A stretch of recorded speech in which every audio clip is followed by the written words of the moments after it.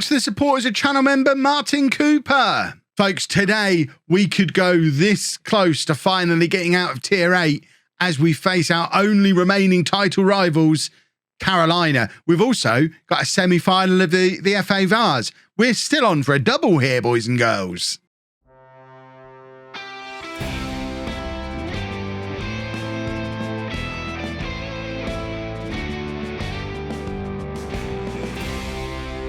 Hello and welcome to part 35 of Bourne in the USA. I'm Kevin. Coming up on today's episode, we have that big match against Carolina in the league, and then we are away against Inter United in the semi-final of the FA Vars. Inter United, great name by the way. Wonder how they thought of that one. They are in the Pacific National League where they're down in 7th place. We're looking good. We are looking good for an FA Vars win as well.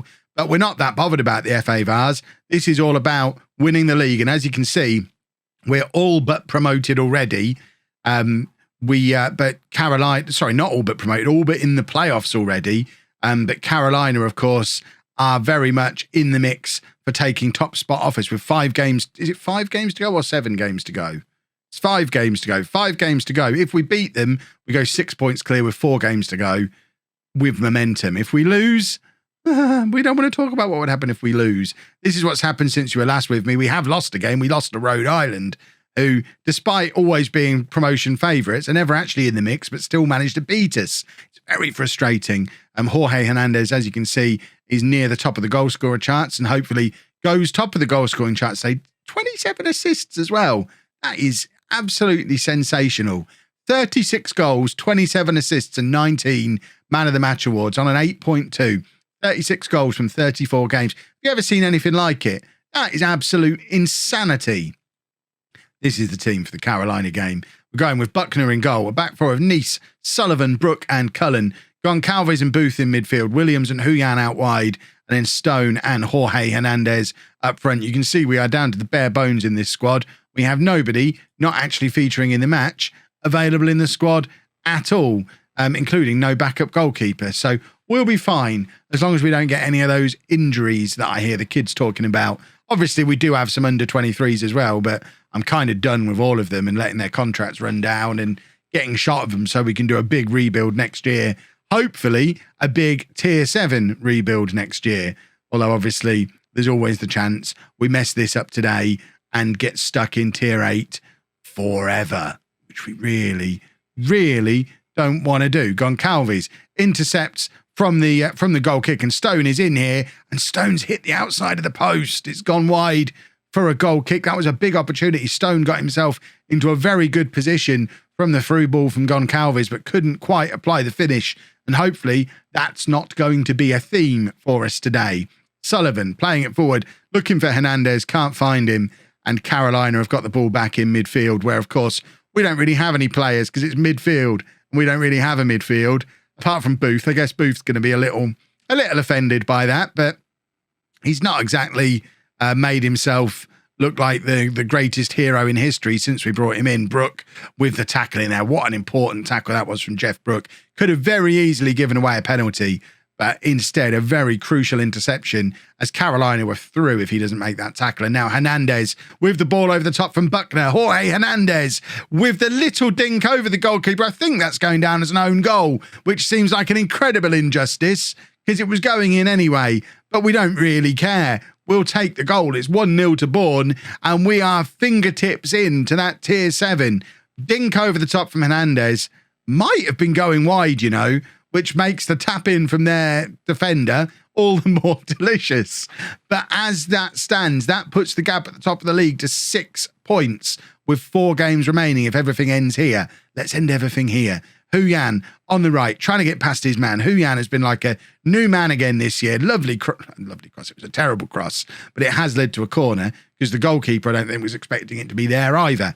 Hernandez now with that corner. The in-swinger, Jeff Brook is there. It's another goal for Brook from the corners. It's another assist for Hernandez. I forgot he took the corners when I was looking at how many assists he has. He takes the corners, he takes the penalties. Jorge Hernandez is involved in every goal.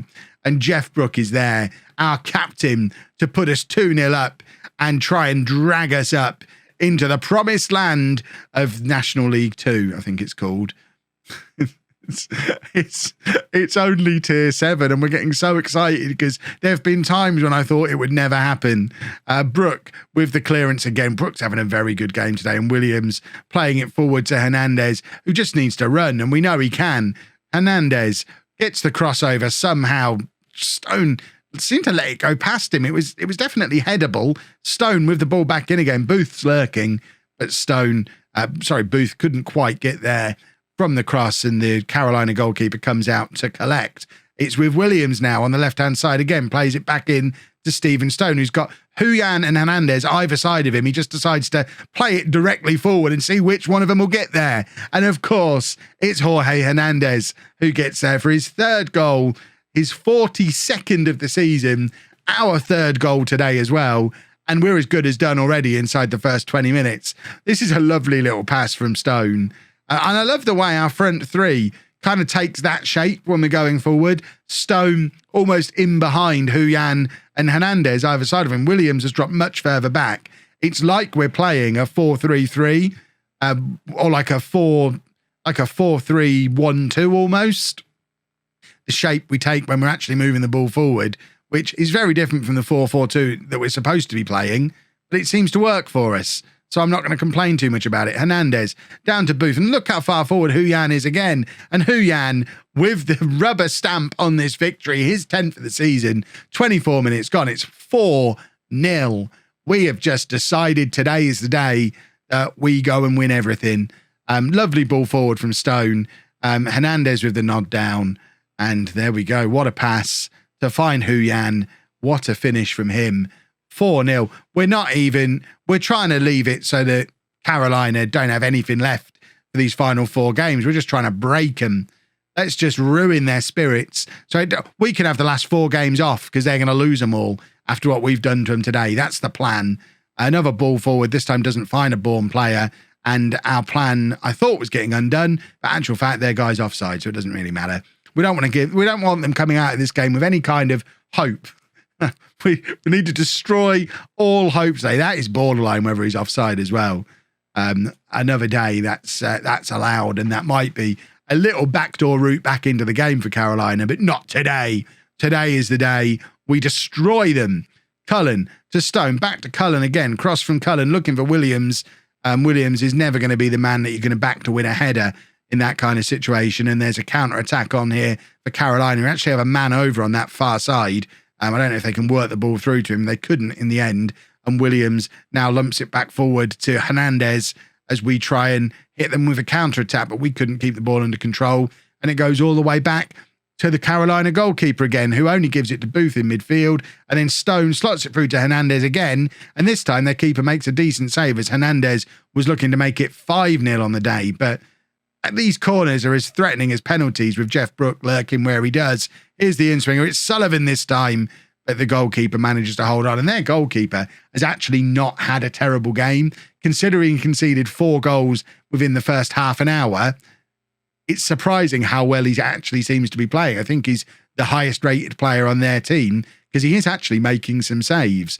We probably should be more than 4-0 up on how well we've played so far in this match. But it is Carolina on the edge of the area again. But Huyan intercepts, although they have won the ball back almost immediately, and they're knocking it around us quite nicely here, but that shot is well wide. Buckner had it covered as well if it had have tucked inside the post, but he didn't need to worry. It was about 3 feet wide of that post, but it's straight back with Carolina again, although Nice lumping it up, looking for Hernandez. I think we've almost switched off in this game now. We know the job is done. It's a little bit of a shame, so I did want us to go for the jugular. In fact, we might be doing that here because Hernandez is in and there is number 5. And it's 43 for the year for Hernandez. He's trying to break Jackson's goal-scoring record. I don't think he's going to be able to because it was such an incredible record. I think he was very close to 60 goals.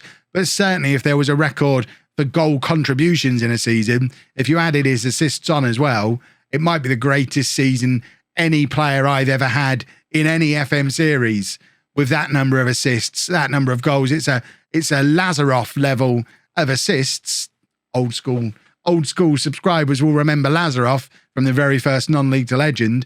It's rare you get anywhere near that level of assists, but to then score even more goals as well is a season that will never be forgotten. And Huyan is in to try and make it 6, and it goes just wide at the base of that post. And we're relentless in this game.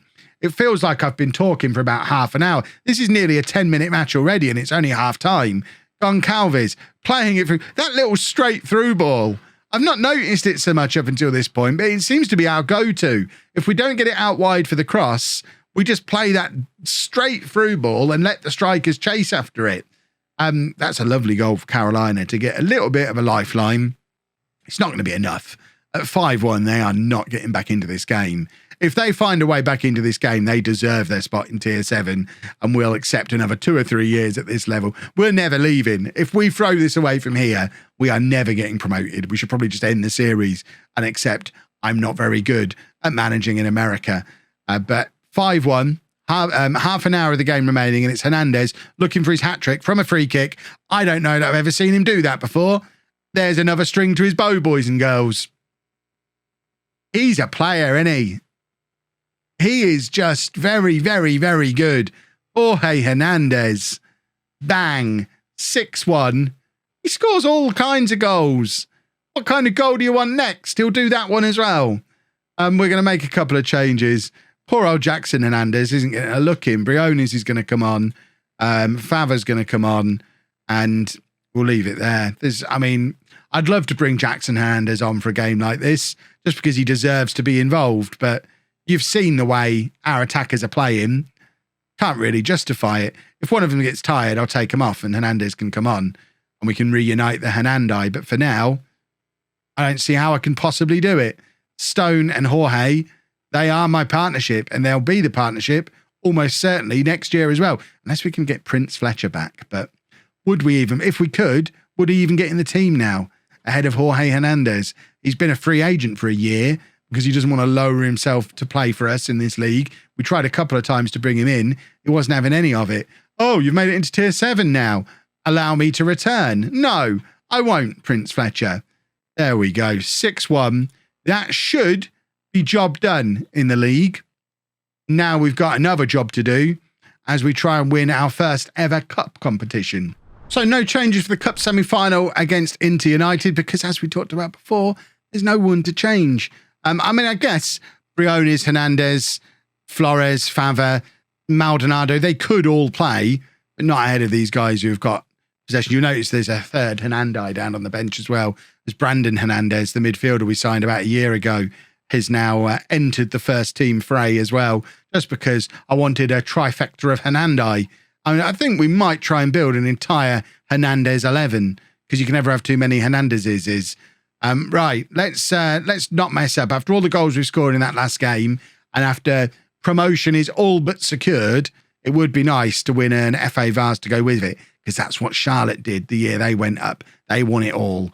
So I'd like to go up with everyone thinking, oh, not only are they champions of the Central League, but they also won the FA Vase. That means they're the champion of champions. They're the best champions who came up. Huyan now on the edge of the area can't get his shot past that first defender, and Toby Nice is there with a crunching tackle to stop the counter attack. I don't know where Inter United are. I probably should have had a little look. With a name like that, it could be anywhere. But we are away, and it doesn't seem like there's very many fans here. Like we said before, Inter United are down in 7th place, I think, in their equivalent league to ours. So they should be a team we can beat. Hernandez, we've just seen him do one of these. He doesn't do that one. In fact, that was a very poor free kick straight into the wall. Huyan trying to react and turn in the loose ball, but Inter United scramble it clear, and it remains 0-0. Our XG is at 0.74 already after 5 minutes of this game. I can see San Francisco are ahead against Charleston in the other semi-final. Means nothing. Neither of them are in our league. I don't know if either of them are any good. But I can see it is 2-0 to San Francisco. I assume the final of this is at a neutral venue, and we're not going to have to travel all the way to San Francisco if we end up getting that far, because that's quite a long way from Bourne. Huyan's in. Oh, he hits the crossbar. What an opportunity. I think it was offside anyway. But Huyan just needed to keep his head over that and keep the ball down. He couldn't. And we are being a little bit wasteful today. We've had some good opportunities and are yet to make the breakthrough. And Inter United will probably be feeling pretty comfortable with how things are going so far. Having seen what we've just done in our last game, they're probably going to be, probably would have gone into this game a little bit worried about what was about to happen to them. But it's 0-0 at half time. We have been comfortably the better team. We've had the better of the chances, but we've not yet made the breakthrough. It's been very, very quiet from the entire front four today. Fava and Jackson Hernandez, get out there warming up, because today is the day for Jackson to come in and show everybody that he's still a finisher. It's Inter United making it into the area, but Huyan makes the tackle, lumps it clear. We have nobody anywhere near where it's cleared to, and nobody putting any pressure on. It's like we're not that bothered about this. Maybe we're not. Maybe the VARs isn't a big deal to the players. Maybe all they care about is promotion, which, to be fair, is what I've been telling them all year. All that matters is getting promoted. There's a ball in for Huyan, and it's gone in the most calamitous of circumstances for Inter United. Huyan hitting the frame of the goal again, but it bounces down onto the goalkeeper and into the back of the net. We'll take it any way it comes. 65 minutes gone, it's 1-0, and you have to feel for the goalkeeper there. But we've been the better team. We did deserve the breakthrough, and now we've got a throw with Cullen as we find Stone just inside the area. Stone trying to cross, finds Williams, who, again, they're blocking everything. Inter have been very, very good at blocking everything that comes their way, and it did take a complete freak of a goal to actually get past them. We're going to make some changes to the entire team, and we're bringing on a Hernandez for a Hernandez, and Briones can come on in midfield. We'll swap those two around. Fava's come on the left as well.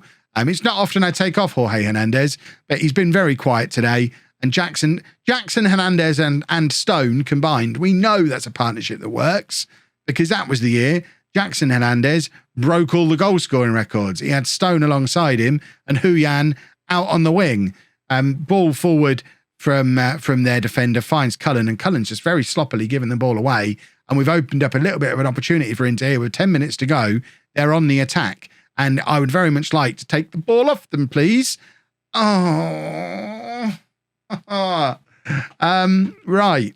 We demand more, and we try and I don't want to look at your replay. We want to re-establish our lead. We have been so much better than them, and we're getting robbed here.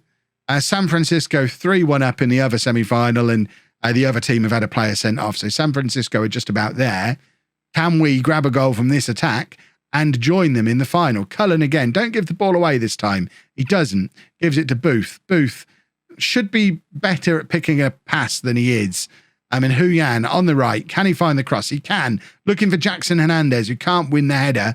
It comes out to Nice with the chance to put it back into the area again. Stone's in space, and Stephen Stone grabs his 25th of the season on the 87th minute, and that should be enough to get us into the USFA VARs final. What a name for a competition, by the way. I still love that. But this is just an exercise in perseverance here. The amount of times the ball was pumped into the area, and eventually we found Stone in space, unmarked. He wasn't missing from there. Our XG is nearly 2.5. We definitely deserved this. We went the long way round, but in the end, we got what we deserved. And that's going to be an FA VARs final at AT&T Stadium, which is in Dallas. So we're going to Dallas, Texas, where we're going to face San Francisco City, to be precise, in the US FA VARs final. That's on the 4th of June. So I think what we're going to do in tomorrow's episode, I'll show you the match where we secure promotion. So it'll probably be Charlottesville, Texas, might even be a couple of league matches. And then we'll just add the final in at the end of that episode as well. We'll do it all in one go and then start preparing. Fingers crossed. I mean, I'm talking as if we're already up. It's not confirmed yet. Goodness me, it should be.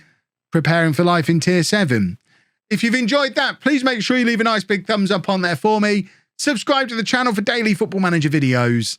And thank you very much for watching.